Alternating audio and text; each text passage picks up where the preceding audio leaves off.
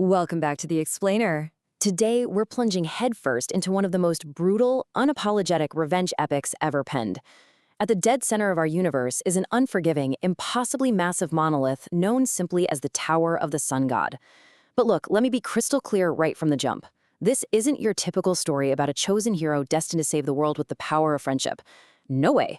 This is a dark, visceral, cinematic descent of a man who willingly shreds his own humanity, step by agonizing step, literally just to balance a blood-soaked ledger. Okay, let's dive into this because the core premise is absolute madness. Our protagonist, Che Yanwu, isn't a wizard, he's not a prophesied savior, and he's definitely not some martial arts prodigy. He's a hardened Special Forces soldier who is abruptly yanked from his reality and thrust into a lethal, completely unpredictable fantasy dimension. And the ultimate question driving our entire journey today is this. How exactly does a guy with standard military tactical training transform into an unstoppable, overpowered anomaly, a literal god of death, just to avenge his twin brother? The catalyst for this terrifying descent into darkness starts with a single object, a simple, battered pocket watch. After 5 long years of dead silence following his brother's mysterious disappearance, Yanwu suddenly receives this watch, only to discover that it holds his twin's final agonizing memories. His brother was betrayed. He was stabbed in the heart by the very woman he loved, completely abandoned by his so-called comrades, and left to rot in the cold, unforgiving depths of the tower. Listening to those final, suffocating moments of despair, well, that's what permanently snaps something deep inside Yanwu's mind. But here's the catch, and the denizens of the tower are completely unprepared for this. Yanwu is not his brother. His twin was innocent. He was warm-hearted and incredibly trusting. He only even entered this nightmare realm to find a magical elixir for their sick mother. And honestly, that warmth got him slaughtered. Yanwu, on the other hand, enters the tower with a radically different disposition. In fact, he's quite literally classified by the system's own metrics as cold-blooded. He's a fiercely logical, ruthless survivor built specifically for war. He isn't here to find a cure. He is here to burn his brother's betrayers to ashes.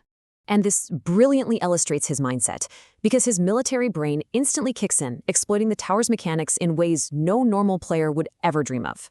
I mean, in the opening tutorial, instead of desperately dodging lethal traps, Yanwu actually purposely lets arrows tear through his flesh over and over again. Why? Just to forcefully max out his pain resistance stat. Then, he tracks down a hidden merchant, dumps every single point he earned into reset tickets, wipes his entire progress, and runs the bloody gauntlet all over again. He is literally hacking the system to farm mathematically impossible stats before the real game even starts. To put this into perspective and really understand just how completely broken he becomes through this relentless grind, you have to look at the scoring disparity. A top-tier, highly anticipated elite player might clear this tutorial banking an impressive 50,000 karma points. Yanwu, he completely shatters every record in the tower's history by hoarding over 500,000 points. That is 10 times the elite average. He utterly humiliates the top-ranked players, steals first place right out from under elite clan royalty, and breaches the inner tower not as a promising rookie, but as an absolute raid boss-level monster. But listen, the tower isn't just some brutal competitive game. It is a living, breathing nightmare. As Yanwu advances, he uncovers the sick reality of the Blue Sword Clan. These guys are one of the major factions directly responsible for murdering his brother. They operate these horrific hidden trap zones known as human farms. They literally lure in naive rookies under the guise of helping them, slaughter them wholesale, and harvest their bodies and souls for twisted, dark alchemy. It's absolute depravity, and it instantly gives Yanwu his very first major target. Facing this absolute nightmare, Yanwu doesn't hesitate for a second. He definitely doesn't try to take the moral high ground. Instead, he adopts a chillingly simple mantra. Human or monster, it's always the same. Kill or be killed. He systematically and mercilessly purges these farms from the inside out. He dismantles their scavenger groups, brutally tortures their leaders for intel, and slaughters elite squads of the Blue Sword Clan without even a flicker of remorse. It's a cold, unforgiving philosophy, for sure, but in a world run by monsters, it's exactly the mindset he needs to survive.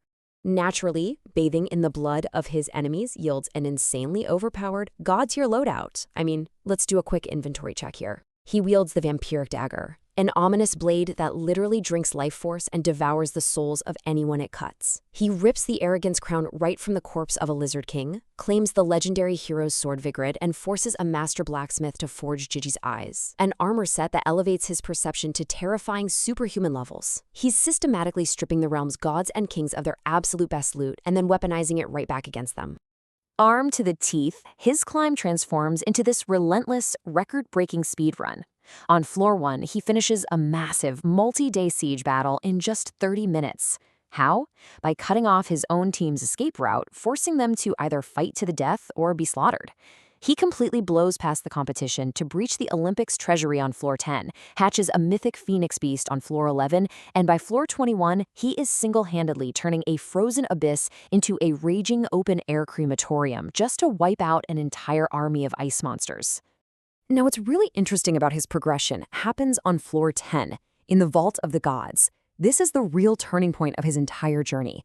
Instead of claiming a traditional, overwhelmingly powerful holy relic like, say, Zeus's Thunderbolt, Yanhua's brother's pocket watch guides him deep into the shadows to claim the Black King's bracelet. He bypasses divine light entirely to embrace this ancient, dark, soul-commanding power. This cursed artifact literally lets him bind the souls of his fallen enemies, transforming the very people who just tried to kill him into his own terrifying personal shadow army. But you know, even with an army of shadows at his back, raw destructive power has its limits, and Yanwu eventually hits a wall. A legendary dark elf master named Galliard forces him to realize that while he has overwhelming brute force, he completely lacks what they call awareness. He's just projecting massive energy. He's not actually reading the battlefield. To fix this, Yanwu literally blinds himself to his physical senses.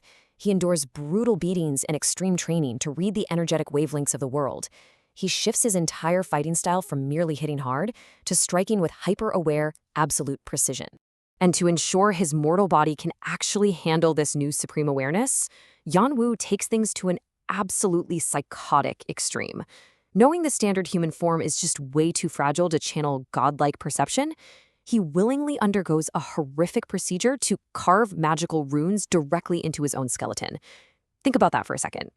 He stays wide awake through unimaginable agony, flat out refusing to pass out just so he can consciously direct the rewriting of his own anatomy. His absolute addiction to vengeance has completely overridden his fundamental human survival instincts. So the crucial point is that all this agonizing, psychotic preparation actually pays off, and it happens in the most absurd way possible, during a life-or-death clash against these impossibly strong divine statues. Realizing he's massively outmatched by their ancient combat styles, what does he do? He pushes his modified brain and his new sensory skills to the absolute breaking point. He instantly copies, learns, and flawlessly masters 72 different divine transformations right in the middle of the fight. He literally turns an unwinnable, catastrophic boss battle into his own personal, bloody training dojo. By combining all these extreme elements together, Yanwu officially transcends humanity. He ascends into a walking anomaly.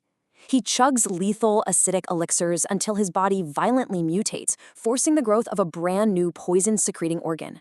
He achieves the impossible by seamlessly fusing holy divine light magic with dark, flesh-rotting curses. And with the Black King's ultimate power, he entirely bypasses the laws of life and death, forcibly dragging souls directly out of the underworld. He is no longer just a player in this tower. He is an apocalyptic force of nature. But hold on, because this story isn't just a highlight reel of overpowered victories. It's actually a deep dive into the psychological horror of what those victories cost.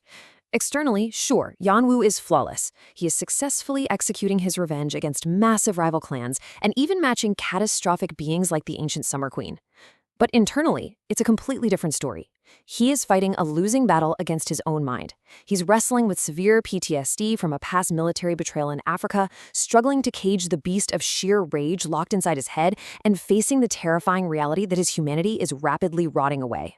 Let's move forward and see how this builds, because as he approaches the grueling, highly anticipated Floor 34, things get grim.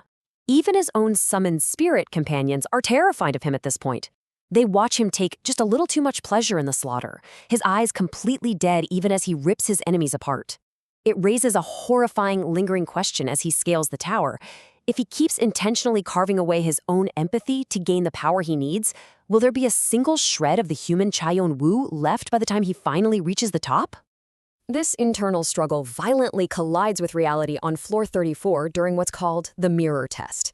This haunting, psychological trial forces Yeon-woo into a void where he has to face thousands of identical reflections of himself. But these aren't just simple visual clones to hack and slash. Each one is a living manifestation of his fractured psyche. We're talking his suppressed guilt, his lingering sadness, his brief moments of hesitation. To pass, the tower demands he identify and embrace his true self. But because he is Yeon-woo, sitting around debating philosophy was never going to be his answer. He does the unthinkable. To find his true self, he methodically interrogates and then mercilessly slaughters every single reflection that shows even a flicker of emotion or hesitation. He battles the darkest, most vulnerable, and most human parts of his own mind in a massive, blood-soaked clash within his own soul. He intentionally erases his own feelings, proving to the tower, and really to himself, that his true identity is no longer the grieving brother. He is now just a hollow, emotionless shell driven entirely by vengeance. He conquered the mirror, he shattered the records, and he's bringing the tower's elite hierarchy to their absolute knees. But it leaves us with a terrifying, lingering realization. What happens when the monster you become to exact your revenge is far worse than the monsters you originally set out to hunt? Chae-yeon-woo is rapidly ascending to godhood, but he's already left his soul behind in the dirt. Thank you for joining me for this explainer. Keep questioning the narrative, and I'll see you next time.